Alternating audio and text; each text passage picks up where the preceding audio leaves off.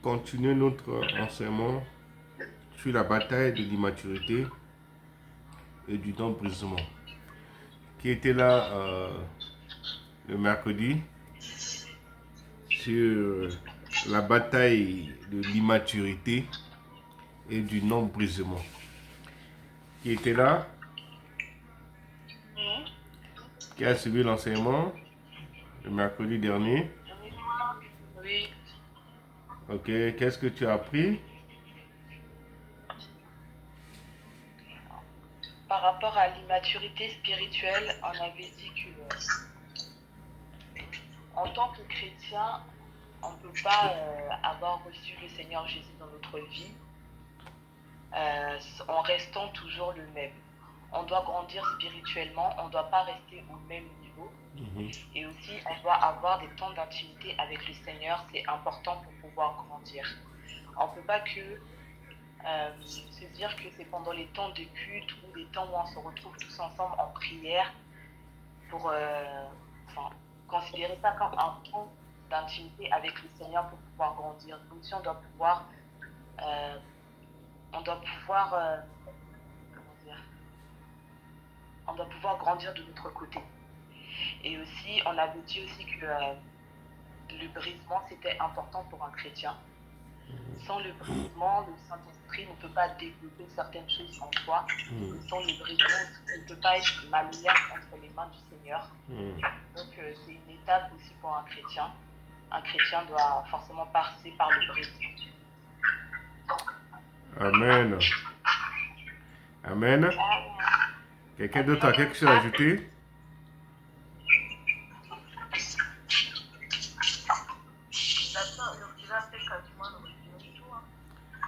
D'accord. Amen. Aujourd'hui, nous allons faire l'étape numéro 2 sur la bataille de l'immaturité et du non-brisement. Le non-brisement conduit une personne à courir après des choses qui n'édifient pas.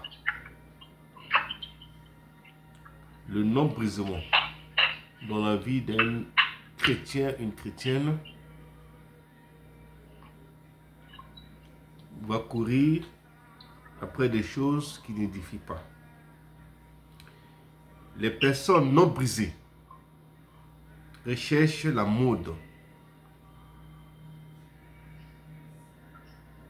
Les personnes non brisées recherchent la mode. Alors celles qui ne l'édifient pas spirituellement. En tant que chrétien, qu'est-ce que nous devons chercher pour nous édifier? C'est la parole de Dieu, la lecture de la parole de Dieu, les enseignements, la vie de prière, et ce qui va t'édifier, la louange et l'adoration. Mais si tu cours derrière la mode, les TikTok, Facebook, Instagram, si ça ne peut pas t'édifier, tu ne pourras jamais grandir. Quelle est la bataille à laquelle vous devez mener et gagner? Nous devons gagner d'abord la bataille de nos brisements en nous, en tant qu'enfants de Dieu. Nous devons mener le combat de l'immaturité en nous pour grandir. C'est la bataille de l'immaturité et du non-brisement que nous devons nous battre en tant qu'enfants de Dieu. Nous devons grandir. Nous devons avancer. Amen. Amen. Si nous ne nous levons pas pour nous battre, pour grandir dans la foi, pour que les portes s'ouvrent dans nos vies, nous n'allons jamais bénéficier de la grâce de Dieu. Dieu a une grâce qui est là pour nous. Mais si on ne veut pas grandir, on ne pourra jamais bénéficier de la grâce que Dieu a planifié, le plan que Dieu a pour notre vie. Nous ne pourrons jamais rentrer dans notre destinée quand on ne grandit pas. Je vais demander à quelqu'un de fermer son micro. J'entends des bruits. Coupez vos micros, s'il vous plaît.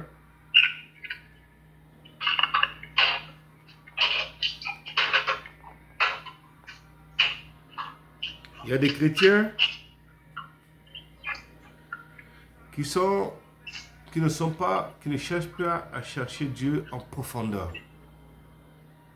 Ils ne cherchent pas Dieu en profondeur. Ils sont là superficiellement, ils vont bien en prière et ils prient juste parce qu'ils doivent prier. Mais quand on veut grandir, on veut avancer, on veut devenir des femmes et des hommes matures, on va en profondeur pour connaître la parole de Dieu, on va en profondeur pour connaître qui est Christ, on va en profondeur pour savoir qui est le Saint-Esprit et puis prendre l'habitude de saluer le Saint-Esprit, de lui dire bonjour dans tous nos actes de prière. Quand on veut rentrer dans la présence de Dieu, on salue non seulement le Père, le Fils qui est Jésus-Christ et le Saint-Esprit.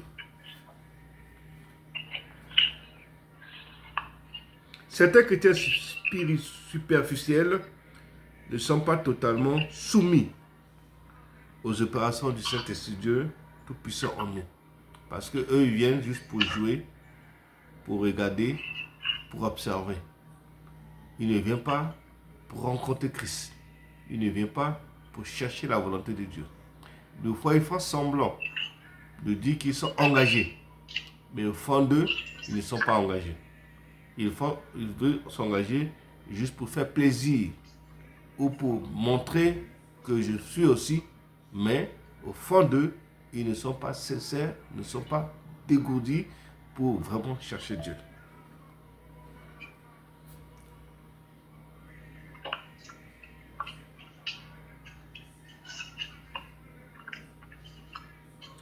En tant qu'enfant de Dieu, quand Dieu veut nous briser, nous devons passer par une opération chirurgicale de Dieu pour nous briser.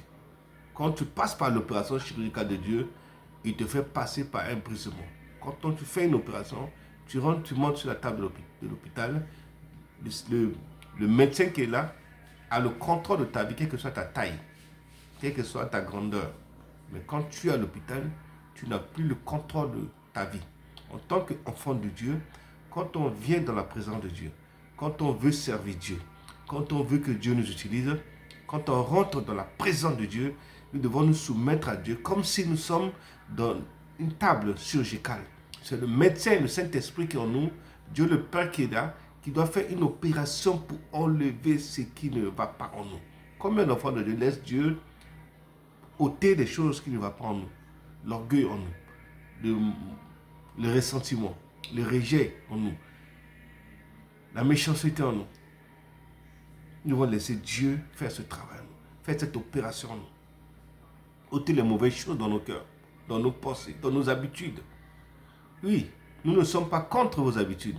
Tu es habitué à ça, à bouder les gens. Tu es habitué à critiquer. Tu es habitué à te battre avec tout le monde. Mais quand tu arrives dans la présence de Dieu, tu dois laisser Dieu faire une opération en toi.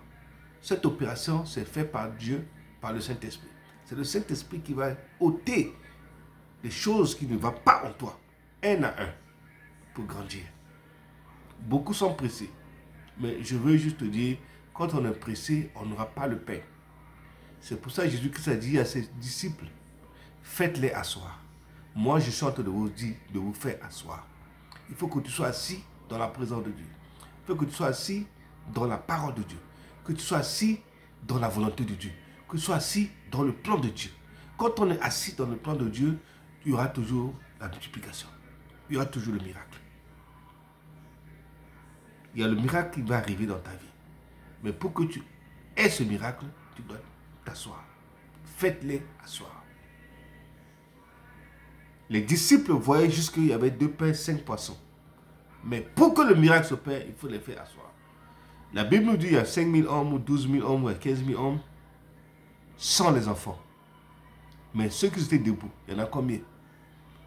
C'est des hommes qui étaient assis qui ont reçu. Ils n'ont pas eu que des femmes et des hommes. Maintenant, ceux qui étaient debout, qui n'ont pas pu recevoir le pain, les gens qui étaient debout n'ont pas reçu le pain. Donc, quand on vient dans la présence de Dieu, nous devons laisser le Saint-Esprit faire l'opération. Nous devons obéir totalement, nous soumettre totalement à Dieu, dans nos pensées, dans nos cœurs, pour que Dieu fasse l'opération en nous, qu'il enlève les mauvaises choses. Il nous transforme. La colère qui est en nous, il va l'enlever. La méchanceté qui est en nous, Le manque de pardon qui est en nous, il va enlever. Alléluia. Amen.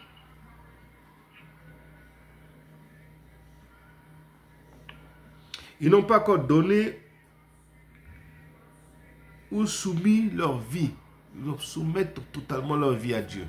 Ils sont là, mais ils ne sont pas soumis à la volonté de Dieu.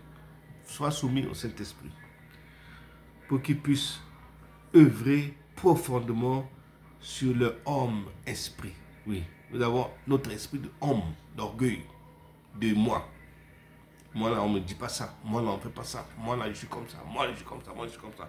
Nous devons laisser le Saint-Esprit briser le moi qui est en nous. Le moi là, ça doit s'enlever. Le moi là doit enlever, doit partir. Plusieurs chrétiens font du spectacle. Oui, le Saint-Esprit m'a parlé. Ça, c'est du spectacle. Quand le Saint-Esprit nous parle, quand le Saint-Esprit nous touche, il se transforme, il nous change. Il apporte un changement en nous. Quand on regarde la télévision, bon nombre de croyants ou des gens qui prêchent sont des spectateurs. On prêche, mais on ne vit pas ce qu'on prêche. On prêche, mais on ne cherche pas ce que je dis m'aide aussi à grandir. On vient à l'église, on adore Dieu, mais on ne voit pas Dieu comme un grand Dieu au-dessus de nous. On pense que Dieu est petit, on le qualifie de ce qu'on veut qualifier. Non, quand on adore quelqu'un, quand on dit c'est notre Dieu, il est au-dessus de tout, quand on vient dans sa présence, nous devons avoir une attitude, un comportement qui dépasse notre entendement de la grandeur de Dieu. Dieu est grand. Dieu est immensement grand. La terre et toutes les globes terrestres qui tournent autour de là, il fait de ça marche-pied. Et c'est un grand Dieu comme ça, quand on vient dans sa présence, on le néglige, on le méprise, parce que tu as mis make-up, parce que tu as mis boucle d'oreille, tu as mis votre mèche, là, comment on appelle ça, mèche brésilienne, centrafricaine ou bien guadeloupéenne, c'est ce que tu as mis sur ta tête? Non. Quel que soit ce que tu mets sur ta tête, il faut savoir qu'il y a un Dieu qui est au-dessus de ce qui est sur ta tête. Dieu t'a déjà donné une bénédiction, t'a donné tes cheveux, qui est ta gloire. Mais c'est pas parce que tu penses que tu viens dans la présence de Dieu, tu as eu make-up, tu as mis tout ce que tu as cheveux, tu ne dois pas laisser Dieu en bas de tout ça. Dieu au-dessus de tout cela. Tout. Alléluia. Nous devons laisser Dieu nous briser. Dis, je laisse Dieu me briser. Je laisse Dieu me briser. Laisse Dieu te briser. Alléluia. Malheureusement, les chrétiens sont excités en voyant des prédicateurs prêcher. Je veux aussi servir Dieu. Je suis aussi femme de Dieu. Je suis aussi homme de Dieu. Non. C'est pour ça que nous devons voir la parole de Dieu et bien lire. Josué, quand Dieu a appelé Josué, il n'a pas appelé Josué mon serviteur. Hein. Il a appelé Josué le serviteur de Moïse.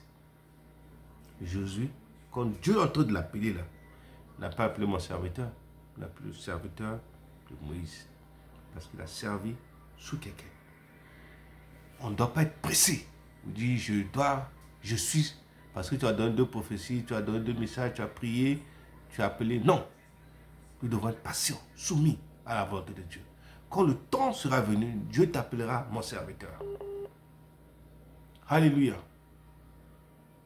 Dieu t'appellera mon serviteur ou ma servante. Je vous encourage en tant que chrétien, en tant qu'enfant de Dieu, à ne pas être pressé sur l'appel de Dieu sur notre vie. Ne pas être pressé. Nous devons grandir, nous devons être matures, nous devons connaître la parole de Dieu, nous devons connaître la volonté de Dieu, nous devons connaître les chemins de Dieu qu'est-ce que Dieu veut attendre de moi, qu'est-ce que Dieu fait avec moi. En ce moment, personne ne va te détourner de la voie de Dieu. Les chrétiens superficiels lisent leur Bible, oui c'est vrai, dans le but d'enseigner les autres. Et ils ont une attitude immature. Ce que tu dis, tu ne peux pas. Et non brisé. Ils ont une attitude immature et non brisée. Parce que quand tu as une attitude immature et non brisée, en te voyant, on va le voir. Dans tes langages, ta façon de parler, on peut savoir que tu es immature et non brisé. Dans tes comportements, on peut voir que tu es immature et non brisé. Parce que quand tu es brisé en toi, tu es mature en toi, il y a des paroles qui ne vont pas te détruire, qui ne vont pas te déstabiliser. Donc tu restes constant parce que tu sais que c'est Dieu qui est en train de parler, ce qui est en train de sortir, c'est Dieu qui est en train de parler, je dois changer, je dois transformer. La prédication qu'on prêche, des fois nous voyons, on sent qu'il n'est pas encore mature, il est encore immature, il n'est pas encore brisé. Lorsqu'il prie ou mémorise une Bible, c'est pour montrer aux gens que je connais bien, je connais ça, j'ai fait ça, j'ai fait ça. Non. Qu'est-ce qu'on a fait? C'est Dieu qui a tout fait. Si tu as utilisé quelque chose, c'est Dieu qui t'a utilisé. Ils n'ont pas laissé Dieu en bas et qu'on mène nos noms au-dessus. Non. Nous devons nous soumettre à la parole de Dieu, que c'est lui qui est Dieu.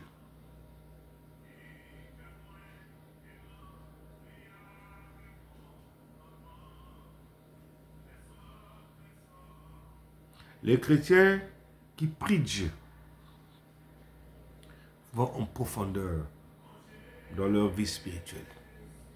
Chaque enfant de Dieu qui cherche Dieu profondément va en profondeur pour chercher Dieu. Quel que soit ce qui arrive, on va devant le Seigneur pour chercher sa volonté avant de prendre n'importe quelle décision.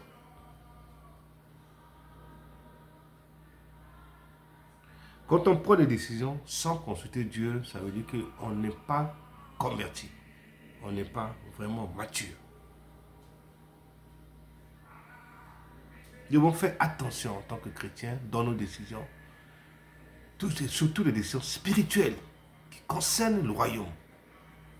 Nous pouvons prendre une décision sans consulter la volonté de Dieu. Parce qu'une décision qui concerne le royaume de Dieu, nous devons aller devant le Seigneur pour lui demander, Seigneur, qu'est-ce qu'il doit faire dans cette situation. Et si vous avez un père spirituel ou un conseiller spirituel, tournez vers la personne pour lui demander de te guider. Beaucoup prennent des décisions sans consulter, sans demander l'aide, sans demander un conseil. Et cela nous cause des problèmes plus tard en tant que chrétiens dans notre marche avec le Seigneur.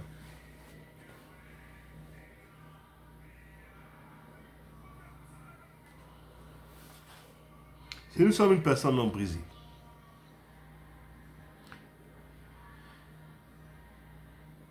je suis une personne non brisée,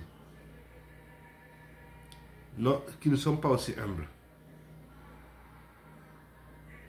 Vous procédez devant le Seigneur en train de dire, Seigneur, je veux ça, je pardonne tant, je pardonne cette personne, je pardonne telle soeur, je pardonne ça de personne ça. Quand la personne est non brisée, la personne restera toujours non brisée. Alléluia. Quand la personne est non brisée, elle va toujours être non brisée. Il faut que la personne accepte d'être brisée. Accepte que Dieu l'amène sur la table d'hôpital, que le Saint-Esprit fait un travail en lui et que cette personne soit totalement libérée, soit totalement ôtée toutes les mauvaises choses et que cette personne va être maintenant utile pour le royaume de Dieu.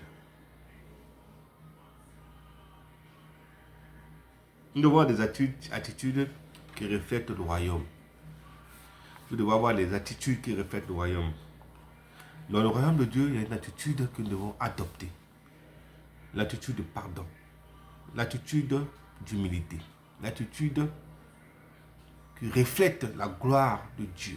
L'attitude qui reflète Christ. Nous devons adopter cette attitude en tant qu'enfant de Dieu. Et quand on adopte cette attitude, on a l'attitude de la maturité. quand on n'a pas cette attitude de pardon, d'amour, de paix, de joie en nous, donc nous avons une attitude d'immaturité et du non-brisement. C'est un esprit de caméléon qui nous guette. On change d'émotion à émotion. C'est ce qu'on appelle attitude de non-brisement et de caméléon en nous. Nous ne pouvons pas être enfants de Dieu et puis soit caméléon. Non. Nous pouvons être chrétiens et soit caméléon. Nous pouvons être enfants de Dieu, servants de Dieu et puis soit caméléon. On change d'attitude. Quand une situation arrive, on change de caméléon. Je ne veux pas être caméléon. Il faut dire, je ne veux pas être caméléon dans mon marche avec le Seigneur. Je ne veux pas être caméléon de mon marche avec le Seigneur. Quand on est caméléon, on a un esprit de sorcellerie en nous.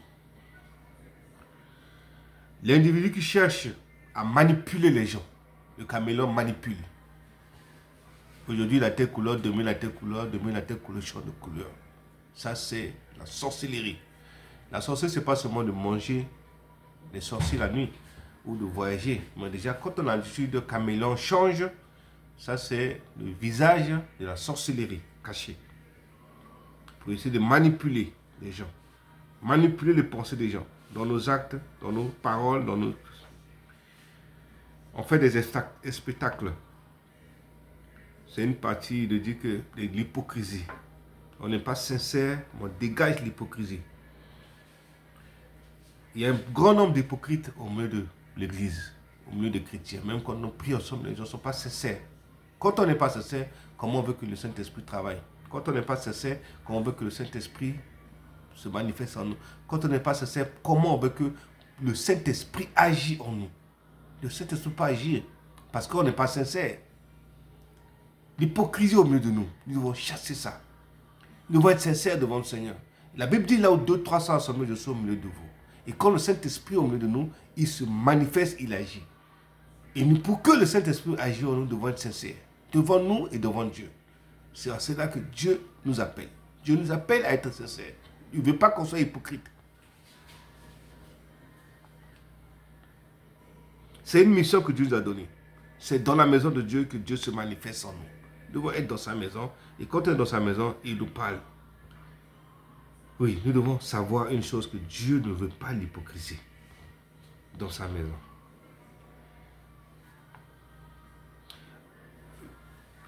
Job chapitre 8, le verset 13. Je vais demander à la sœur Angers de lire ce verset.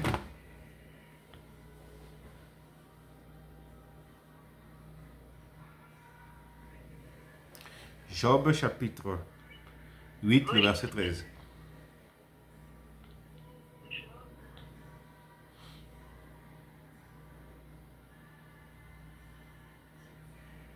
Lisons la parole de Dieu dans Job chapitre 8, verset 13. Ainsi arrive-t-il à tous ceux qui oublient Dieu, et l'espérance de l'impie périra. Parole de l'Éternel. Amen. La Bible nous dit que l'espérance de l'hypocrisie périra. En revanche, toute personne brisée agira selon la direction du Saint-Esprit. Toute personne brisée agira selon la direction du Saint-Esprit. Qu'est-ce que le brisement? Qu'est-ce qui caractérise un homme ou une femme de destinée? Qui est brisé? Qu'est-ce qui doit être brisé? Un homme ou une femme de destinée est une personne brisée. C'est celui ou celle qui a de la simplicité, a de la sincérité divine, a de l'amour, a de la simplicité et de l'amour. C'est la liberté de servir Dieu. C'est pas la complicité. Alléluia. Quand on veut que Dieu nous brise, nous devons dégager tout cela en nous. Ne compliquez pas votre vie en tant que chrétien. Ne compliquez pas votre façon de faire, votre façon de prier. Soyez ouverts. Le fait de mener une vie simple vous donne la liberté. Parce que quand tu compliques ta vie devient compliquée. Nous devons vivre simplement.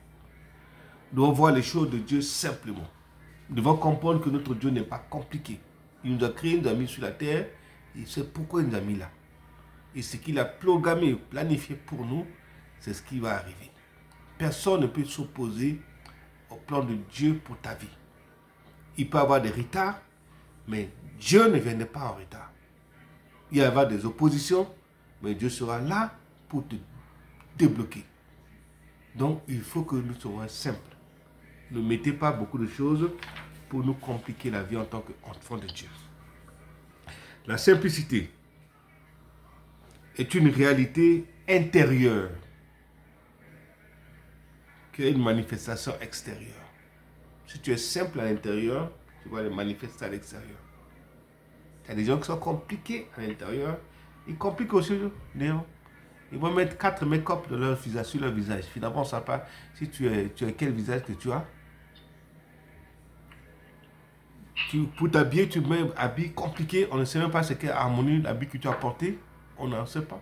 C'est comme tu joues au football, tu es gardien, tu es défenseur ou tu es attaquant, on ne sait pas. Tu dois être simple. Quand tu es simple à l'intérieur, tu es simple à l'extérieur. Parce que tu ne peux pas prendre viande, poisson, tout, tu mets dans une assiette, on ne va pas avoir le goût de ce que tu es en train de faire. Il faut être simple. Quand tu es simple à l'extérieur, à l'intérieur, tu seras simple à l'extérieur. Les gens vont voir que tu es un homme ou une femme simple. Il ne faut pas être aussi compliqué. Quand on te donne le modèle des cheveux que tu veux faire, on te fait toute la nuit, on te prend 2 semaines pour faire tes cheveux et tu ne veux pas dormir, il y a mal à la tête. Parce que tu es compliqué. Dans ton cœur, tu vas être compliqué sur ta tête. Tu ne peux pas dormir. Soyez simples, mes soeurs. Soyons simples. Ne compliquons pas la vie. Quand on complique la vie, les choses deviennent compliquées également pour nous. Soyons simples. Amen. Amen. J'ai dit Amen. Amen. C'est une tragédie chrétienne, moderne. Et d'avoir une pensée négative des chrétiens modernes qui ne peuvent pas prier sincèrement 1 heure, 30 minutes. Jésus nous demande de prier sans cesse. Pour être mature, nous devons avoir une vie de prière. Pour être mature, nous devons avoir une vie de méditation. Pour être mature, nous devons avoir la connaissance de la parole de Dieu.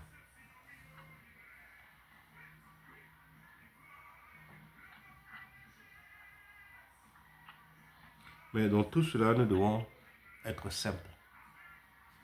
Dans nos actes, en ce moment, quand on demande à Dieu, Seigneur, je veux que tu me donnes un don, c'est pour la honte de Dieu. Dieu voit déjà ton cœur, il te donnera le don que tu lui demandes. Et le don que tu donneras, les gens vont voir à l'extérieur que tu es simple avec le don que tu as. Mais il y en a juste un petit don là. Ouf! On ne peut pas les approcher. Amen. Amen. Est-ce que nous sommes là? Amen. Est-ce que nous sommes là? Amen. Nous devons être simples. Dis, je dois être simple. Je dois être simple. Voilà. Il y a une des choses que les femmes, Dieu a mis derrière les sourcils là, l'être extension des sourcils là. Ça vient d'où? Donc Dieu n'a pas bien fait. Vous êtes compliqués. Soyez simples. Soyez simples. Je dis soyez simples. Pourquoi les hommes ne peuvent pas mettre deux sourcils là? On ne peut pas mettre 2. Mais c'est moi, c'est les femmes qu'on a mettre. Soyez simple. Il faut dire, soyez simple. Je dois être simple. Je dois être simple. Des fois, vous mettez votre truc là jusqu'à vous ne pouvez pas fermer vos yeux. Vous vous dites, papa. Ben, on vous voit, hein. On vous voit avec ça. Soyez simple. Amen. Mais encore ça, si ça ne peut pas s'ouvrir, comment vous allez faire? On peut enlever après, vous allez faire comment? Soyez simple. Dis, je dois être simple. Je dois être simple.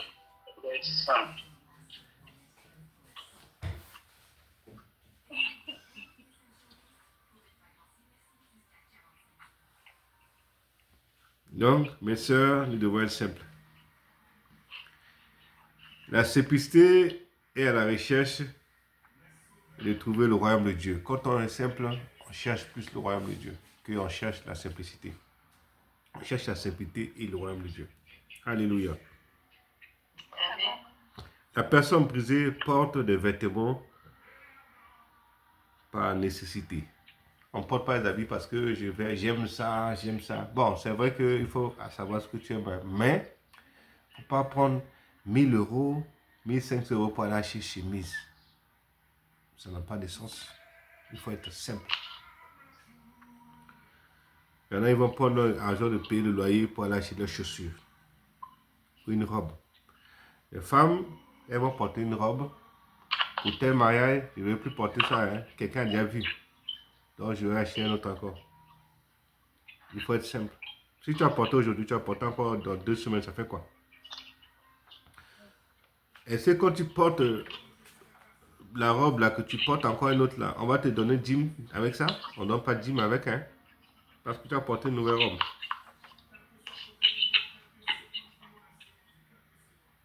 Les personnes non brisées aiment se faire plaire aux autres.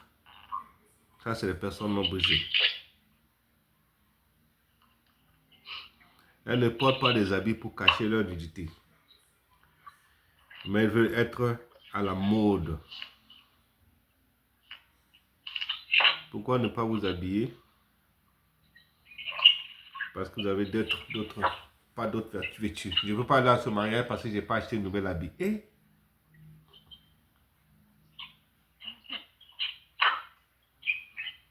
je dois acheter ça, je dois acheter perruque, je dois acheter ce qu'on met sur vos cheveux, vos yeux encore pour allonger là. Il faut, je dois mettre ça, je dois mettre ceci. Il y en a même, ils vont les mettre, changer la couleur de leurs yeux là-bas là. À l'intérieur, on change. Vous ne savez pas que tout ça, ça peut amener des cancers? Soyez simple. Dieu vous a créé simple. Et vous partirez simple. Tout ce que vous avez ajouté sur vos corps là, ça va rester sur la terre ici. Ça ne va pas au ciel. Hein. Dieu ne voit pas tout ça. Hein. Des fois, tu vas calculer, tu vas mettre des choses sur ton corps jusqu'à le jour où Dieu va venir te bénir là. Dieu ne va même pas te reconnaître. Parce que ce n'est pas la même personne que j'ai connue, j'ai créé. Dieu ne va même pas te reconnaître.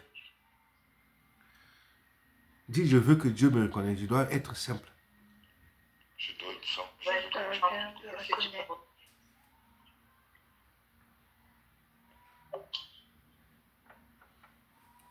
Nous sommes appelés à transformer les gens, à changer les gens, à apporter un changement aux gens. Nous devons être simples. Parce que beaucoup de gens ont peur de venir dans un ministère, d'une église, parce que là-bas, tous les dimanches, c'est sap. C'est la sapologie. Comme je n'ai pas beaucoup d'habits, je vais là-bas, les gens vont parler. Donc, je ne vais pas aller dimanche. Non. Ça veut dire que tu n'es pas en train de chercher Dieu. Tu es en train de chercher la vie des gens. Tu es en train de chercher... Mais c'est un bâtiment, ça restera sur la terre. C'est toi que Dieu veut. Il ne veut pas le bâtiment. Le bâtiment restera sur la terre. C'est ton âme que Dieu veut.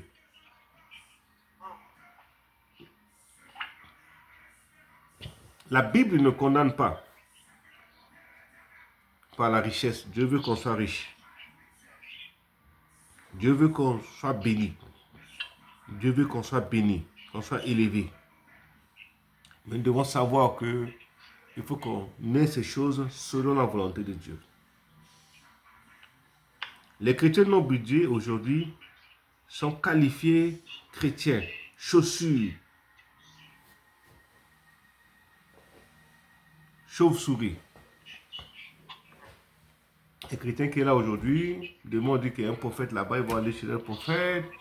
Il y a tel pasteur là qui prêche beaucoup, il prêche bien, ils vont aller là-bas. Il y a tel pasteur qui crie et puis les gens guérissent. Il y a tel pasteur qui fait la délivrance. Non, nous ne devons pas être chrétiens chauve-souris. Il faut savoir une chose. La parole de Dieu, je vous ai dit la dernière fois, de Genèse à Apocalypse, 66 livres, il y a plus de 1000, 2000, 3000 bénédictions. Tout ce que tu as besoin pour ta vie est dans la parole de Dieu. Toi-même, tu es prophète de ta vie. Tu n'as pas besoin de chercher qui que ce soit pour prophétiser sur ta vie. Toi-même, le matin, tu peux prophétiser sur ta vie. Toutes les bonnes paroles que tu veux, tu es le meilleur prophète de ta vie. Et quand tu prophétises, que tu vois qu'il n'y a pas un déblocage dans ta vie, cherche ta mère, t'a mis au monde. Mets-toi devant elle, elle va te bénir. Ou tu as un père spirituel que tu penses qu'il peut te bénir, il va te prier dessus, il va te bénir. Que de chercher la prophétie. Toutes tes prophéties dans la parole de Dieu. Toutes tes prophéties dans la parole de Dieu. Pourquoi courir derrière la prophétie? Oui, Dieu te donne une prophétie juste pour t'encourager, te fortifier, te rassurer que je suis avec toi. Mais tu ne dois pas courir derrière. Ces choses sont faites pour toi. Toute la terre a été créée pour toi. Ça a été fait pour que tu sois en bonne santé, que tu aies tout ce que tu veux. Et c'est à toi de chercher. C'est la volonté de Dieu. Et Dieu va te donner. Il ne faut pas que tu sois un chrétien chauve-souris. Nous devons savoir une chose, que la bataille que nous menons, c'est pour gagner. Et nous devons gagner ce combat.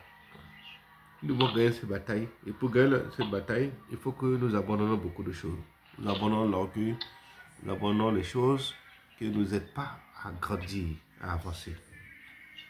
Et quand on sera simple, humble devant Dieu, on deviendra des hommes et des femmes matures. Et une chose nouvelle commencera dans nos vies. Les gens vont témoigner la grandeur de Dieu en nous. Les gens vont dire que j'ai vu la main de Dieu sur ta vie. J'ai vu un changement. Tu seras le miroir de ta vie.